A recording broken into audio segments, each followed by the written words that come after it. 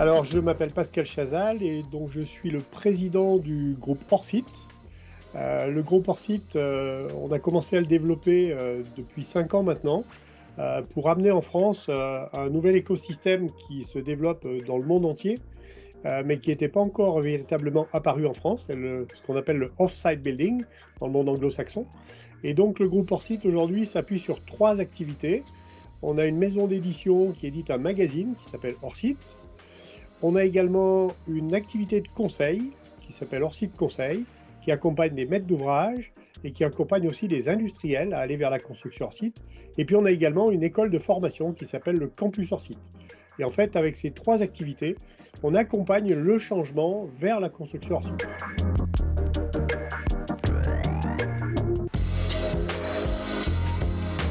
Quand on parle de construction Orsite, on parle de préfabrication. Et la préfabrication, c'est pas d'aujourd'hui, ça a été utilisé de tout temps, ça a été beaucoup utilisé notamment après-guerre. Qu'est-ce qui fait qu'on reparle de construction hors site aujourd'hui? Eh bien, c'est que la construction traditionnelle sur le chantier a de plus en plus de mal à, comment dirais-je, à livrer des bâtiments de qualité en temps et en heure pour un certain nombre de raisons. La première raison, c'est que les bâtiments sont devenus d'une très grande complexité et que la main-d'œuvre qualifiée est en train de disparaître, elle part à la retraite. Et donc, faire des bâtiments complexes avec une main-d'œuvre de moins en moins qualifiée, ça entraîne aujourd'hui des pertes de productivité terribles dans le monde de la construction classique et traditionnelle. Donc, la plupart des acteurs cherchent des solutions pour améliorer. Et l'idée de la préfabrication vient assez rapidement. Là où c'est novateur, c'est que en fait, préfabriquer un bâtiment, finalement, préfabriquer des éléments, ce n'est pas compliqué.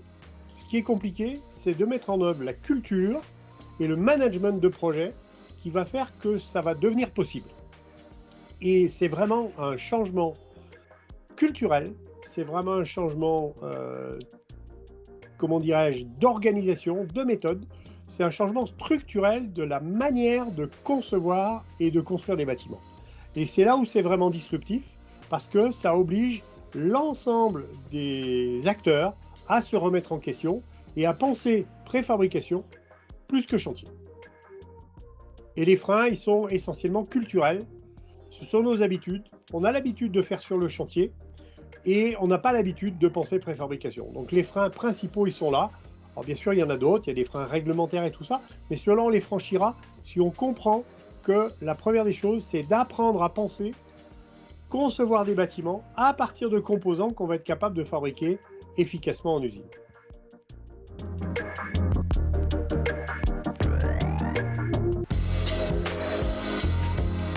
Finalement, c'est un industriel qui est capable de fabriquer dans ses usines des composants, des modules, qui finalement offrent la possibilité aux concepteurs et aux acteurs de finalement réfléchir à comment est-ce que je pourrais concevoir des bâtiments autour de ces composants fabriqués en usine, autour de ces savoir-faire. Et ça, c'est très, très, très intéressant parce que d'habitude, c'est le contraire qui se passe. C'est-à-dire que les concepteurs ont l'habitude de concevoir, mais sans finalement se préoccuper de comment les éléments vont être fabriqués en atelier ou en usine. Et en fait, ça ne marche pas parce que pour être efficace, pour être capable de faire un produit de qualité et à un bon prix, eh bien sûr, il faut utiliser au mieux les outils de production des industriels. Et je trouve que l'offre de Nova est intéressante parce que justement, elle propose aux acteurs et aux concepteurs de regarder avec le groupe Avélis comment est-ce qu'on va pouvoir bien utiliser quelque part vos composants et vos briques de Lego.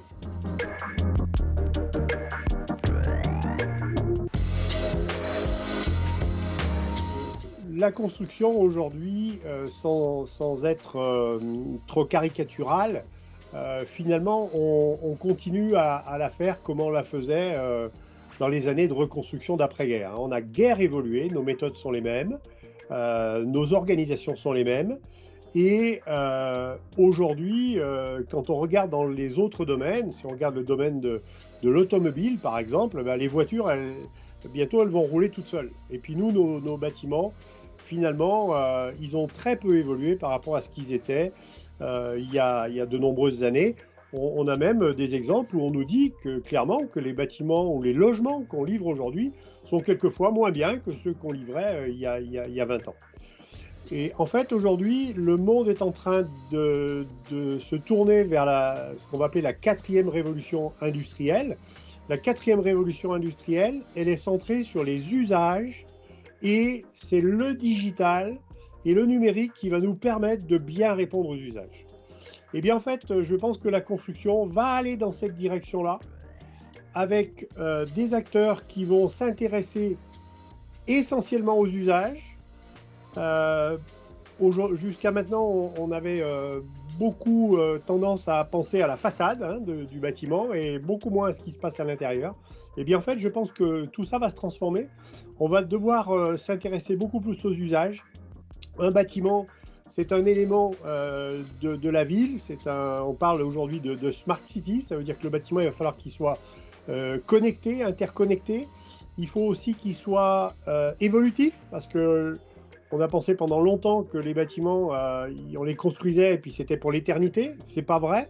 Les usages changent tellement vite qu'il faut que les bâtiments soient capables d'évoluer. On nous parle aussi aujourd'hui d'économie circulaire, c'est-à-dire que les matériaux qu'on utilise pour la construction, eh bien, on peut aller chercher des matériaux qui ont déjà été utilisés. Puis demain, quand on va démonter nos bâtiments ou les faire évoluer, il faut qu'on soit capable de récupérer nos matériaux. Donc vous voyez, c'est un changement très, très, très, très important. Peut-être qu'on va aussi voir l'évolution changer avec peut-être la propriété. On le voit déjà sur les espaces de coworking, les espaces de co-living. Donc je pense qu'on va retrouver beaucoup, beaucoup de fluidité. Ça va devenir possible grâce aux outils digitaux. Et la construction hors site a un rôle immense à jouer dans tout ça, puisque les bâtiments qui sont fabriqués pour partir d'usine vont être assemblés. Et ça veut dire que demain, on va être capable de les désassembler pour les modifier, pour peut-être même les démonter, les réinstaller dans un autre endroit.